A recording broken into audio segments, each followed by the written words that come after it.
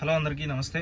So power star Pawan Kalyan గారి బర్త్డేకి అయితే మనం ఎక్స్పెక్ట్ చేసినంత అప్డేట్స్ ఏం రాలేదు ఆయన సినిమాలకు సంబంధించి. సో ఓజీ నుంచి సాంగ్ కానీ ఏదన్నా చిన్న టీజర్ లాంటిది ఎక్స్పెక్ట్ చేసాం, బట్ రాలేదు. అండ్ హరిహర వీరమల నుంచి కూడా సో ఎటువంటి అప్డేట్స్ రాలేదు. అండ్ ఉస్తాద్ భగత్ సింగ్ సినిమా నుంచి కూడా ఎటువంటి అప్డేట్స్ అయితే రాలేదు.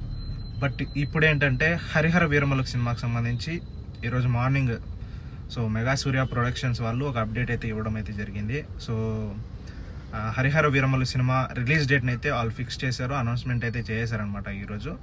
సో మార్చి 28వ తేదీన హరిహర వీరమలు సినిమా అయితే రిలీజ్ అవుతుంది అనేసి మూవీ మేకర్స్ అయితే ఈరోజు ఒక అనౌన్స్మెంట్ చేసి ఒక పోస్టర్ని అయితే రిలీజ్ చేశారు. పోస్టర్ కూడా చాలా బాగుంది.